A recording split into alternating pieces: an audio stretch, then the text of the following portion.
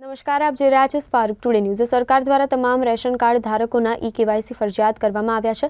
ત્યારે અરવલ્લી જિલ્લાના મોડાસા ખાતે મીડિયાકર્મીઓ અને અન્ય સુરક્ષિત વ્યવસાય સાથે સંકળાયેલા લોકોના રેશન કાર્ડ ઈ-કેવાયસી, આધાર કાર્ડ અપડેટેશન, આયુષ્માન કાર્ડ જેવી સુવિધાઓનો લાભ એક જ જગ્યાએથી મળી શકે તેવા આશયથી માહિતી ખાતું અને જિલ્લા વહીવટી તંત્ર દ્વારા કેમ્પનું આયોજન કરવામાં આવ્યું હતું।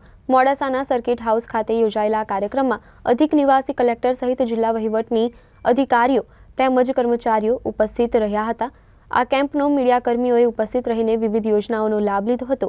સાથે પોસ્ટ વિભાગની ટર્મ પ્લાન જેવી યોજનાઓની માહિતી પણ આપવામાં આવી હતી। નમસ્તે। તાજેતરમાં આપણી રાજ્ય સરકાર દ્વારા તમામ રેશન કાર્ડ ધારકો અને ગુજરાતના જેટલા નાગરિકો છે એ તમામનું ઈ-કેવાયસી થઈ જાય એના માટે એક અભિગમ સાથે કામગીરી ચાલી રહી છે। તેના ભાગરૂપ મીડિયાના જે મિત્રો છે એમનું અને એમના પરિવારજનોનું ઈ-કેવાયસી થાય એ આશયથી આપણે એક નાનકડો વિચાર કર્યો હતો। પણ સાથે સાથે વિચાર આવ્યો કે મીડિયાના મિત્રો અને આ રીતે બીજા વ્યવસાયમાં જોડાયેલા મિત્રોનું પણ તાકીદે એમનું આયુષ્માન કાર્ડ થાય, એમનું આધાર કાર્ડ અપડેટ થાય તે માટે પણ આજે એક આપણે નાનકડો પ્રયાસ કર્યો છે।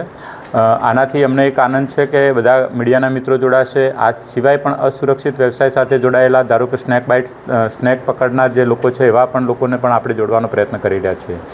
આવો જો કામ થાય તો બીજા લોકો સુધી પણ મેસેજ પહોંચશે અને સાથે સાથે આપણે પોસ્ટ વિભાગની કેટલાક લોકો કે જે આ રીતે ગંભીર પ્રકારના કામગીરી સાથે ઘણા વખત સંકળાયેલા હોય એની પોસ્ટ વિભાગની કેટલીક ટર્મ પ્લાન જેવી યોજનાઓ છે એ જોડવાનો પણ અહીંયા પ્રયત્ન કર્યો છે। વધુમાં વધુ મિત્રો પોતે એને સમજે અને એનો લાભ લે એના માટે આપણે આશા રાખીએ છીએ। ધન્યવાદ। જય હિન્દ।